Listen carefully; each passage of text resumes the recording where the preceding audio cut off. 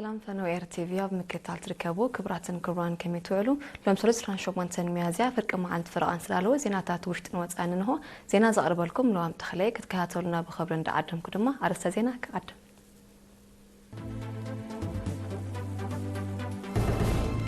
غراوي معالت ساعتنياتات بدرجه زواج شباركا ابا اوردت تذكيره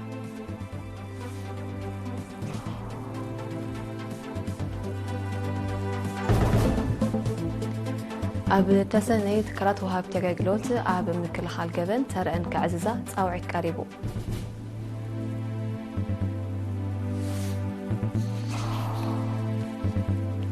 أب زوبا عن سباك أنا متصحفتن مرئت مهزون سن عن مكياد مدلاوات تصافيفو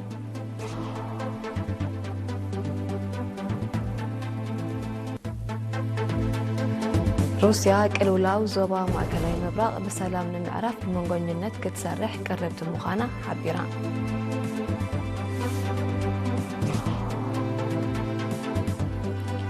هندن نيوزيلاندن أب مداي ناتسا نقدن وفرن ذات كورس ممعد تفراريمن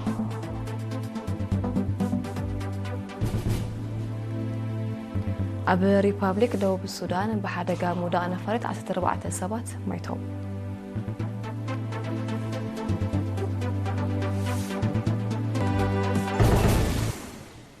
نابزر زراتو كنسكر أهجراوي معالت ساعتنياتات بدرجة زواج أشباركا أبا أوردت كتسكرن كلا أبا زوبا عن سبات نفوسح نياتات دماد منات تعلت وفراتات لمعتا كيدوم وكلت رأينا عبدو ياسين سمر أيوبن زدالو واتساب ياسين صالح كأربوي بحتي قنبت أهجراو معالتي سرحتنياتات بدرجة زواج أشباركا بإسران شدشين ميازيا أبا أوردت تخبيرام حلفي جنفر هاكوسي أبت زوبا أتو عبدو صالح أب هاجرنا ترانا وركوتن سرحتنياتات أب كل عودتات قلوح مخانو بمتكاس بحت قنبت كينيو زخري كلهم سرحتنياتات نزل على أفراينتن أبركوتن حلف النزل كوملان نعطف أيو مبصعوم زحد سلان كم زخونت قليتم أبت جنفر حلفي مكتتال بروجكتات أتو قدس مسجون بوغانو بقعات سرحتنياتات كبن مبال بدرجة زوبا أما سلطان مأكلات تخم بيان بارنتون موياوي سلطاناتات كمزو وهاب بمتكاس بحث قنبت كبرتات سراح بقبراو عيون مرقات قال التولع لتكم زخونت حبيروم أموداتا أما حدار نؤزوبا أغردت أتو إساء طعم سرحتنياتات هاجراو ربحان بالتقنانا قديمهم نخل لما سنخلاتن مدرخو بدوتاتن بنقحات مكيتهم نمدبات لمعد الرخيطاب مفتار نزقبرو زلو أبركتو موقسوم أتي أقات أمي بزت فلاليه مسانا دوتات دميغ نيروم أزي كمزيلون كله بمغنيات حدا قنبت أهجراو معلتي سرحتنياتات أبزوبا عن سبا زنتفو سرحتنياتات وفرتات لمعات أكايدهم حلفي جنفر هاكوسي أتو برهان قبرات نيرينا أبزهابو حابريتا أهجراو معلتي سرحتنياتات نسل الزخريط راي اتخبر ذيكونس قوباتن مسلاتن سرحتنياتات أبوتا سرح نمرقات أمونغو أسرحتن سرحتنياتاتن تعيدم دناتات مفتار ذي تسالسل أمام زقم جملان نزبلت أوتسيت بحدش منفس اتبقسلان علتكم زونت قليتم تكلات وهاب تواجلوت أبا مكل خال جبن ترى أن كعززة أزازي مربر بوليس نوزبات السنة كابتن عبد النور شريف تقويعو بصراحة مشان ميازيا مسوون انتي تكلات وهاب تواجلوت أبز جبر وركب كابتن عبد النور سلامن تأتتان زيجاتاتن أكبابن موحس كابك أني تالأخو بوليس كم زخانة بمتكاس أزي تالأخو زي بزيناي هزبن تكلاتن تساتفو أدو معنات سلازيهلو بتبارو مس بوليس كحيلو أزاق خيروم أبن أوزبا أبتن أوزابا أبز حلف درس أوارح 54 جبناتن كتبتن 10 بدلاتن كم تمزجبة كمون بسنكي زكاة أما 5 حركات ترافيك حدا موت 4 مغسلتن 5 شعاتن شحنة أفاز قمت كسارة أب نبرتن كم زوردة قليتو حلفي مكل خال جبن أتو رمضان عمر بوغانو بتكالات زرقة قدلتات دحر مزرزر قبو حقاوي مسرح كغتالات لابيو تساتفتي بقدوم صدتا كبابيوم نموحس متحببارو مس بوليس كم زحيلو دحرين مرققات زي تودأ هنصاتات قولحتا كقبرلو كينيوتي استفقدلن ساعاتات غرقلوت زهبات كالا دما الرامي سقومتي كوسدلن زبريتوتات تقريبا أبي زوبا عن سواش هاد شاي كنا متحفتن سالساي مريت مهزون سرعان مكاد مدلوات تتصافيفو وكينا بيت السلمون الكات أطاب زدالوتو تحستلو يسعب حمامات ጨንፈር ዞባ عن سبا كاب 30 ميازيا كسب 10 ጉንበት ንዝካየድ ጥምር መደባት ቀነ ምርኢትን መሸጣ መጽሓፍቲ ከምኡውን ውድድር ምህዞን ሰንዓን ዝግበር ምድላዋት ከም ተጻፈፈ ሓቢሩ ሓላፊት ክፍሊ ፕሮጀክት ወይዘሮ ሻምላ ገብረ ኪዳን ኣብ ዝሃበቶ መብርሂ እዚ መደብ እዚ ኣብ ሕብረተሰብ ሓፈሻ ኣብ ተምሃሮን መንስያትን ድማ ብፍላይ ንዘሎ ናይ ንባብን መሃዝነትን ዓቕምን ፍልጠትን ንምዕባይን ዝምባልኦምን ክእለቶምን ንምልላይን ምቹእ ባይታ ዝፈጥር ምዃኑ ኣብርሃ ነቲ መደብ ብኩሉ መዳዩን ምስፍሕን ንምሕያሉን ምስ መሻርክቲ ብምውሃድ ካብ ዝካየድ ሓያል ጻዕሪ ልዑል ተሞክሮ ከም ተቐስመ ዝጠቐሰት ወይዘሮ ሻምላ ኣብ ከተማ ከረን ጥራይ ተሓፂሩ ዝነበረ ቅነ ምርኢትን መሸጣ መጽሓፍትን ዝሓለፈ ዓመት ኣብ ንኡስ ዞባታት ዓዲ ቴክሌዛን ዒላ በርዒድ ሓጋዝን ከረንን ከም ተኻየደ ብምግላጽ ሎሚ ዓመት ንኡስ ዞባ ሓመልማሎ ተወሲኻ ብምህላዋ ኣብ 5 ንኡስ ዞባታት ክእንገድ ምዃኑ ኣፍሊጣ ንምርኢትን መሸጣን ዝቐርብ መጽሓፍቲ ብጽሓፍትን ኣብያተ መሸጣ መጽሓፍትን ክኸውን ከሎ ንምህዞን ሰንዓን ዝቐርብ ትሕዝቶታት ድማ ቴክኖሎጂ ኮምፒውተር ሜካኒካዊ ስራሓት ኤሌክትሮኒክስን ሕርሻዊ ምህዞታትን ከም ዘጠቓልላ ነጺራ ኣብ ርእሲ ምርኢትን መሸጣን መጽሓፍትን ስራሓት ምህዞን ሰንዓን ውድድራት ሓፈሻዊ ፍልጠት ኣብ ንባብ ዘተኮረ ኣስተምህሮታት ከምኡውን ጎስጓሳትን ሓበራዊ ዘተን እውን ተዳልዩ ከም ዘሎ ሓቢራ ፍልጠት መሰረት መሃዝነትን ምዕባልን ብዝብል ቴማ ኣብ ዝካየድ ቅነ ምርኢትን መሸጣን መጽሓፍቲ ንሻድሻይ ግዚኡ ምርኢትን ውድድር ምህዞን ሰንዓን ከዓ ንሳልሳይ ግዚኡ ክካየድ እዩ ኣብ ከተማ መንደፈራ ንቃልስና ኤርትራ ሰራሕተኛታት ዝገልጽ ሴሚናር በ23 ሚያዝያ ተኻይዱ ሓላፊ ፖለቲካዊ ጉዳያት ትግደፍ ኣቶ ዞባ ደቡብ ኣቶ ሳልሕ ኢብራሂም ኣብ ዝሃቦ መግለጺ ፍትሓዊ ቃልሲ ኤርትራውያን ሰራሕተኛታት ኣብ ዓወት ሰውራ ኤርትራ ልዑል ተራ ከም ዝነበሮ ገሊጹ ሰራሕተኛ ማሕበረ ቁጠባዊ ንጥፈት ዜጋታት ኣብ ምልዋጥ ዘይትካእ ተራ ዘለዎ ዜጋ ምዃኑ ዝጠቐሰ ኣቶ ሳልሕ ሞያዊ ዲስፕሊን ኣብ ምስራጽ ከምኡውን ጥበብን ሞያዊ ፍልጠትን ኣብ ምውራስ እጃም ማሕበር ሰራሕተኛታት ኣገዳሲ ከም ዝኾነ ሓቢሩ ኣብዚ ምዕባለ ቴክኖሎጂ ብቕልጡፍ ናህሪ ዝሕንበበሉ ዘሎ መድረኽ ሞያዊ ብቕዓትን ኣፍራይነትን ሰራሕተኛ ንምዕባይ ቀጻሊ ስልጠናታትን ትምህርትን ምውዳብ ኣገዳሲ ከም ዝኾነ እውን ኣብሪሁ ሓላፊ ጨንፈር ሃኮሴ ዞባ ደቡብ ኣቶ ተኸስተ ምሕረት ኣብ ወገኑ ነጥፈታት ማሕበርን ዝህቡ ኣገልግሎታትን ድሕሪ ምብራህ ሞያዊ ብቕዓት ሰራሕተኛታት ክብ ንምባል ናይ ስልጠና ዕድላት ዓብዪ ኣተኩሮ ከም ዝወሃቦ ገሊጹ እዚ ከምዚ ንከሎ ምክንያት ሓደ ግንቦት ሃገራዊ መዓልቲ ሰራሕተኛታት ውድድራት ስፖርትን ሓፈሻዊ ፍልጠትን ከም ተኻይደ ወኪል ኤሪና ሓቢሩ ጨንፈር ሃኮሴ ዞባ ደቡብ ልዕሊ 300 ኣባላት ኣለውዎ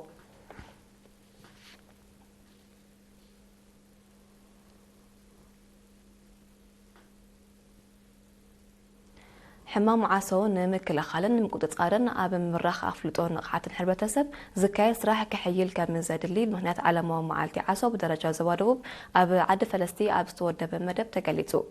أبتي بسلفي استسني أقاتامي حلفي تكالات عنان أو زواد باروا أتو سيراك دباس حزبي أب مصفحة تكالات عنان مملاء حسراتاتن نزقبرو زلو أبر كتب بمقاس حمام عصو نمتفا أب زقبر زعري تراكم كعزز تلابيو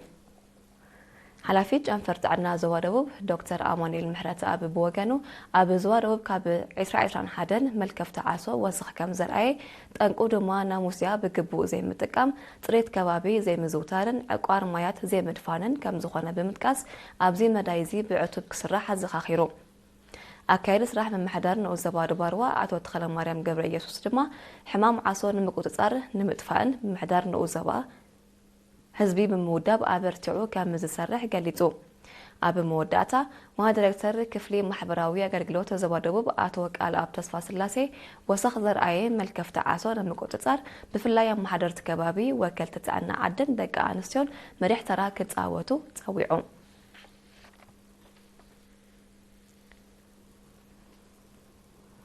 بيت صحفت هامادي أبن وزبان أفا بأسرارها مع زوج مجبي قلعو نعسرت معلق سلسلتنا على 3 دقائق أنستيو تمريغان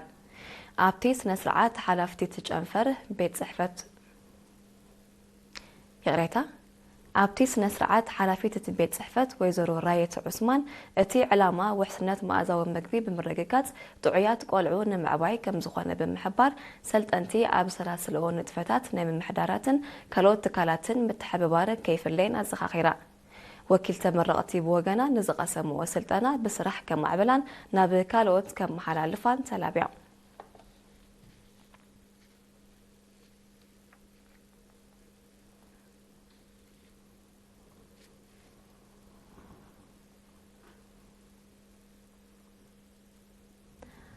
ክብራትን ክርባንን ቀጽሉ ዝقارب ዜና ወጻይ መከታተልኩም ደቂመ በخبሪ አደም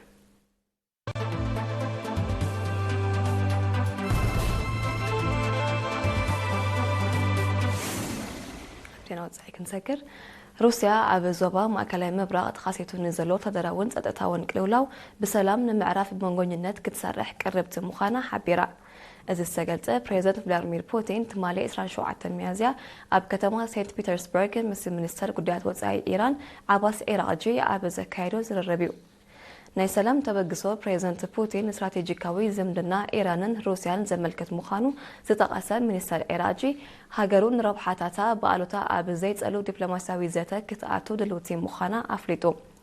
ሚኒስተር ኤራቅጂ ካብ 24-26 ሚያዝያ ምስ ሰብ መዚ ፓኪስታንን ኦማንን ኣብ ቅልውላው ማእከላይ ምብራቅ ዘተኮረ እወታዊ ዘተ ከም ዘካየደ ምግላጹ ይፍለጥ ብኻልእ ወገን ኢራን ዘቕረበቶ እማመ ሰላም ፕሬዝደንት ዶናልድ ትራምፕ ምስ ሰብ መዚ ጸጥታ ሃገሩ ይዝትየሉ ከም ዘሎ ተገሊጹ ኢራን ግጭት ብሰላም ክሳብ ዝዓረፍ ዝርርብ ኒክሌሳዊ መደባታ ክውንዘፍ ኣብ ልዕሊኣ ጸኒዑ ዘሎ እገዳ ክልዓል መጥቃዕትታት ተቐሊሉ ክቋረጽ እንተኽኢሉ ንመጻበቦ ህርሙዝ ክትከፍቶ ከም እትኽእል ኣንቢታ ዘላ መጠኑ ዝሓለፈ ጠለባት ኣሜሪካ ጠንቂ ምፍሻል ዲፕሎማስያዊ ዝርርባት ይኸውን ከም ዘሎ መንግስቲ ኢራን ክወቅስ ጸኒሕሎ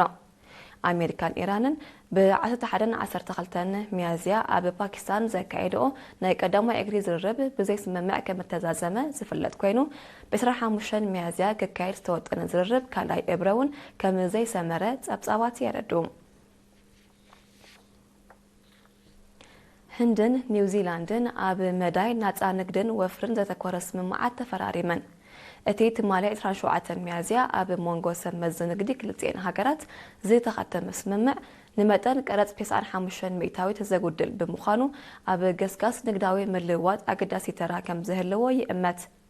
እቲ ስምምዕ ክልቲአን ሃገራት ብፍላይ ኣብ ፍርያት መግቢ ሓጺንን ኣሉሚንየምን ዝጸንሐ ምልውዋጥ ብዓይነትን መጠንን ዘስፍሕ ምዃኑ ተፈሊጡ እዚ ከምዚሉ እንከሎ ኒውዚላንድ ኣብ ህንዲ 20 ቢልዮን ዶላር ዝግመት ወፍሪ ከም እትገብር ኣብቲ ስምምዕ ተጠቒሱሎ ህንዲ ሳዕቤናት ልዑል መጠን ቀረጽ ኣሜሪካ ንምውጋድ ምስ ዝተፈላለያ ሃገራት ናጻ ናይ ንግዲ ስምምዓት ክትፍርም ከም ዝጸንሐት ጸብጻባት የረድኡ ኣብ ሪፓብሊክ ደቡብ ሱዳን ህዝቢ እተመላልስ ንእሽቶ ናይ መጓዓዝያ ነፋሪት ብምውዳቓ 14 ተሳፈርታ ብብልኦም ሞይቶም እታ ነፋሪት ትማሊ 27 ሚያዝያ ኣብ ውሽጣዊ በረራ እንከላ ካብ ርእሰ ከተማ ጁባ ንሸነኽ ደቡባዊ ምዕራብ 20 ኪሎ ሜትር ርሒቓ ከም ዝወደቐት ሰብ መዚ ደቡብ ሱዳን ሓቢሮም ግዳያት ናይቲ ሓደጋ 12 ደቡብ ሱዳናውያን ክኾኑ ከለዉ ክልተ ድማ ኬንያውያን ምዃኑ ተፈሊጡሎ ጠንቅቲ ሓደጋ ኣብ ምፅራይ እኳ እንተሎ ሕማቕ ኩነታት ኣየር ክኸውን ከም ዝኽእል ግና ኣፈናዊ ግምታት ኣሎ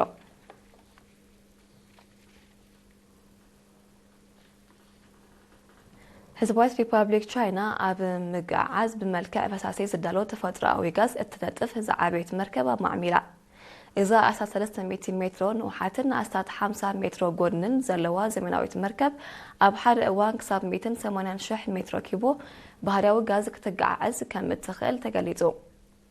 እታ መርከብ ኣሉታዊ 63 ዲግሪ ሰንቲግሬድ ክዕቀብ ዘኽእል ቴክኖሎጂ ስለ ዘለዋ ንምግዕዓዝ ባህርያዊ ጋዝ ብመልክዕ ፈሳሲ ምችእቲ ምዃና ክኢላታት ቻይና ሓቢሮም እቲ ተበግሶ ኣካልቲ ቻይና ተሓዳሲ ጸዓት ንምምዕባል ተካይዶ ዘላ ንጥፈታት ምዃኑ እቶም ክኢላታት ኣፍሊጦም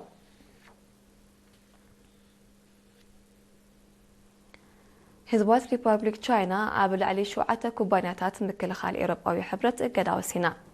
ቻይና ነዚ ስጉምቲ ዝወሰደት ኤውሮጳዊ ሕብረት ኣብ ልዕሊ ሩስያ ዘጽደቆ መበል 20 ዙርያ እገዳ ንንግዳውያን ትካላታ ከም ዘጠቓልል ብምኽሳስ እያ እተን ተኣጊደን ዘለዋ ትካላት ኤውሮጳዊ ሕብረት ንወታደራዊ ይኹን ሲቪላዊ መዓላ ዘገልግል ፍርያት ካብ ሃገሩ ከይሽምታ ከም ዝኸልክላ ሚኒስትሪ ንግዲ ቻይና ኣፍሊጡሎ ኤውሮጳዊ ሕብረት ምስ ሩስያ ምትእስሳር ከም ዘለውን ዝተቐሰን 16 ኩባንያታት ቻይና ሕብራት ኢማራት ዓረብ ቤላሩስ ኡዝቤኪስታንን ካዛኽስታንን ከም ዝኣገደዩ ገሊጹ እዚ ናይ እገዳ ስጉምትታት ኣብ ሞንጎ ቻይናን ኤውሮጳዊ ሕብረትን ዝጸንሐ ንግዳዊ ዘይምቅዳው መሊሱ ከኽርሮ ከም ዝኽእል ይእመት እዚ ከምዚሉ እንከሎ ኣሜሪካን ንግዳዊ ዝምድናታት ኣብ ሓደጋ ዘእቱ ስጉምቲ ካብ ምውሳድ ክትሕየብ ቻይና ጸዊዓ እዚ ዝተገልጸ ምምሕዳር ፕሬዚደንት ዶናልድ ትራምፕ ኣብ ልዕሊ ሓደ ካብ ዝዓበይ መጻረዪ ነዳዲ ቻይና እገዳ ድሕሪ ምውሳን እዩ። ኣሜሪካ እቲ ዕለታዊ 400,000 በርሚል ዘፍሪ ትካል ካብ ኢራን ነዳዲ ክዕድግ ምጽንሑ ብምኽሳስያ ኣብ ልዕሊኡ እገዳ ወሲና። ነቲ ክሲ ኣሎታዊ ምላሽ ዝሃበት ቻይና ተመጣጣኒ ዝበለቶ መልሰ ግብሪ ከም እትህበሉ ሓቢራላ። ወታደራዊ ዓቕማ ንምዕባል ትሰርሕ ዘላ ጀርመን ኣብ ዝሓለፈ 4 ዓመታት ልዕሊ $130 ቢልዮን ዝግምት ወታደራዊ ስምምዓት ከም ዝገበረት ጸብጻባት ሓቢሮም። ይኹን እምበር ክንደይ ካብቲ ስምምዓት ከም እተተግበረ ዝገልጽ ዝርዝራዊ ሓበሬታ ዘግይት የለን። መንግስቲ ጀርመን ክሳብ 2028 ኣብ ዘሎ ግዜ ንጽላት ምክልኻሉ ዘመናውነት ንምትሓዝ ገዚፍ ባጀት ክስልዕ ምዃኑ ክሕብር ጸኒሑ እዩ። ኣብ ኤውሮጳ ዝዓበየ ቁጠባ እትውንን ጀርመን ኣብ 2025 ንጽላት ምክልኻል ልዕሊ $45 ቢልዮን ወጻኢታት ከም ዝገበረት ዝፍለጥ እዩ። ምስፍሕፋሕ ኪዳን ሰሜን ኣትላንቲክ ኔቶ ዘስዓቦ ኩናት ዩክሬን ፈጢርዎ ብዘሎ ጸጥታዊ ጸገማት ሃገራት ኤውሮጳ ወታደራዊ ዓቕመን ከደንፍዓ ተገዲደን ከም ዘለዋ ናይ ቀረባ ተዓዘብቲ ይገልጹ። ነቲ ምንቅስቓስ ብዕቱብ ትከታተሎ ዘላ ሩስያ እቲ ስጉምቲ ንኤውሮጳ ኣብ ከቢድ ጸጥታዊ ሓደጋ ዘእቱ ምዃኑ ክትወቅስ ጸኒሓላ።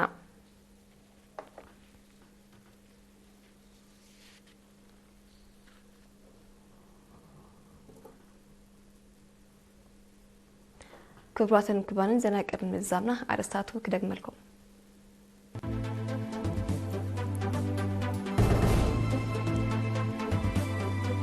ኣህጉራዊ መዓልቲ ሰራሕተኛታት ብደረጃ ዞባ ጋሽ ባርካ ኣብ ቁረት ተዘኪራ።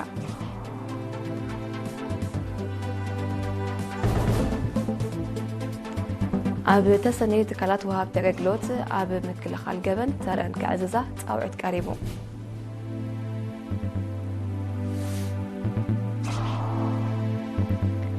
ኣብ ዞባ ዓንሰባ ቀነ መጽሓፍትን ምርኢት ምህዞን ሰንዓን ንምክያድ ምድላዋት ተጻፊፉ።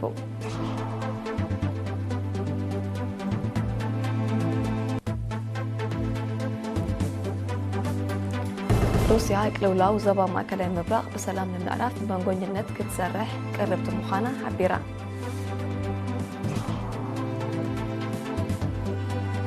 ህንድን ኒውዚላንድን ኣብ መዳይ ናፃ ንግድን ወፍርን ዘተኮረ ስምምዓት ተፈራሪመን።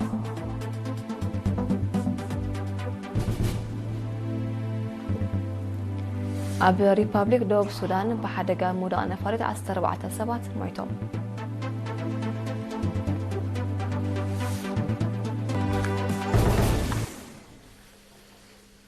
ንምክትታልኩም መስገድ ምስርፍ መደባት ኤርቲቪ ክሓድገኩም ብወገነገን ብሩኽ መዓልቲ